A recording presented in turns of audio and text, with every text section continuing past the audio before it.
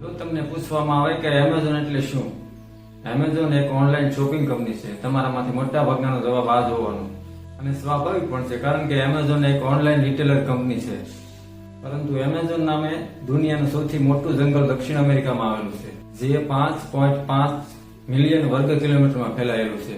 એ સિવાય એમેઝોન નામની વિશ્વની સૌથી મોટી નદી પણ દક્ષિણ અમેરિકામાં જ આવેલી છે. નમસ્કાર મિત્રો, હું છું મહેન્દ્ર સરવૈયા અને ઇન્ફોબેટ ગુજરાતી યુટ્યુબ ચેનલમાં તમારું સ્વાગત કરું છું. આજે આપણે વાત કરીશું ઓનલાઈન રિટેલર કંપની એમેઝોન વિશે. 90ના દશકમાં ઇન્ટરનેટ એના શરૂઆતી તબક્કામાં હતું અને ધીરે ધીરે તેનો વ્યાપ વધી રહ્યો હતો. એમેઝોન કંપનીના સ્થાપક ફાઉન્ડર જેફ બેઝોસ જે તે વખતે બેંકમાં જોબ કરી રહ્યા હતા. ઇન્ટરનેટના વધતા વ્યાપ વચ્ચે જેફ બેઝોસને કંઈક આઈડિયા આવે છે, ઇન્ટરનેટના બેઝ પર કંઈક નવીન કામ કરવું. અને ફાઇનલી 1994માં તે પોતાની બેંક જોબ છોડી દે છે અને પોતાનું સ્ટાર્ટઅપ શરૂ કરે છે. તેને નામ આપે છે કડાબ્રા. કડાબ્રા જેવું અટપટું નામ સાંભળી તેના વકીલ તેને નામ બદલવાની સલાહ આપે છે. પોતાના વકીલની સલાહ માની જેફ બેઝોસ કંપની માટે કેટલાક નામ વિચારે છે, જેમ કે bookmall.com, awake.com અને browse.com. એમેઝોન દુનિયાનું સૌથી વિશાળ અને સુંદર જંગલ છે.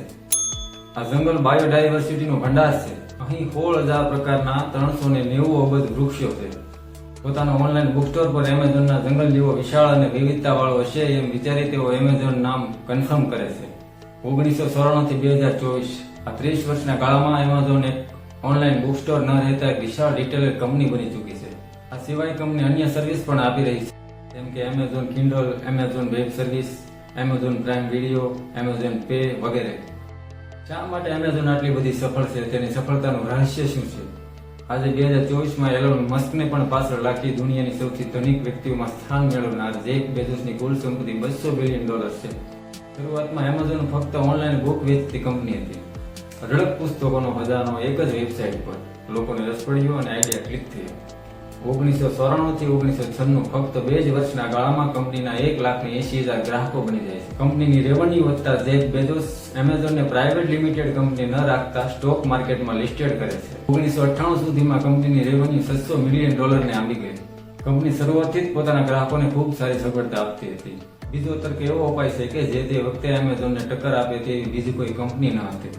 પરંતુ જેફ બેઝોસે ક્યાં કોઈની નકલ કરી હતી? તેનો આઈડિયા યુનિક હતો. તેને તેના પર કામ શરૂ કર્યું અને આઈડિયા હિટ થઈ ગયો. જેફ બેઝોસના કેટલાક સોનેરી સૂત્રો જે લોકો કંઈક નવું કરવા માંગે છે અને પોતાનો વ્યવસાય શરૂ કરવા માંગે છે. મારું માનવું છે કે કંઈક નવું કરવા માટે કોઈ સમય ખરાબ હોતો નથી. હું મારા વ્યવસાયમાં કદાચ જો ફેલ થઈ જાત એ વાતનો મને અફસોસ ન થાત. મને અફસોસ ત્યારે જ થાત જ્યારે મેં પ્રયત્ન ન કર્યો હોત. સમય સાથે વિકસિત ન થવું તમારા બિઝનેસ માટે ખતરનાક સાબિત થઈ શકે છે. જો તમે કંઈક નવું શરૂ કરવા જઈ રહ્યા છો તો લોકો તમને ખોટા જ સમજશે. આ માટે પણ તૈયાર રહે.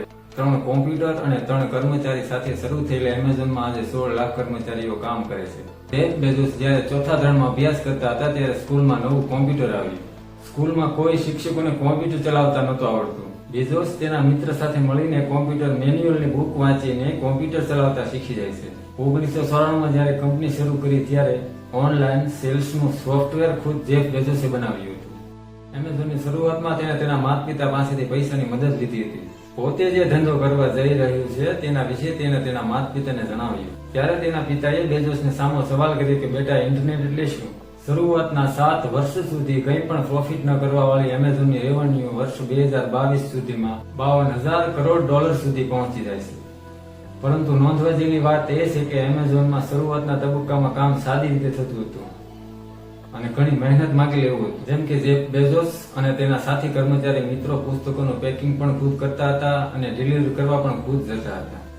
એમેઝોન પર સૌથી પહેલું પુસ્તક ખરીદનાર અથવા ઓનલાઈન ઓર્ડર કરનાર વ્યક્તિનું નામ છે જોન વેનરાઇટ અને તે પુસ્તક હતું ડગલાસ હોફસ્ટેટરનું fluid concept and creative analogy. પુસ્તક સાથે તમે એમેઝોનની પેકિંગ સ્લિપ પણ જોઈ શકો છો. પોતાનું સપનું પૂરું કરવા જેફ બેઝોસે ખૂબ મહેનત કરી અને તેની મહેનત રંગ લાવી. વર્ષ 2007 સુધીમાં એમેઝોન ઓનલાઈન વેચાણ કરતી એક બ્રાન્ડ બની ચૂકી હતી. વર્ષ 2008 આવતા સુધીમાં દર વર્ષે 61 કરોડ અને 50 લાખ વિઝિટર એમેઝોનની વેબસાઇટ ઉપર આવતા થઈ. જ્યારે 2022 સુધીમાં વિશ્વભરમાંથી દર મહિને 200 કરોડ વિઝિટર એમેઝોનની વેબસાઇટ ઉપર આવવા લાગ્યા. મિત્રો, આ હતી જેફ બેઝોસની એમેઝોન કંપનીની અમેઝિંગ સ્ટોરી. વિડીયો ગમ્યો હોય તો લાઈક અને શેર કરી દેજો તથા ચેનલને સબસ્ક્રાઇબ કરી દેજો. મળીશું નવા વિડીયોમાં નવા અને રસપ્રદ વિષય સાથે. ત્યાં સુધી ધન્યવાદ.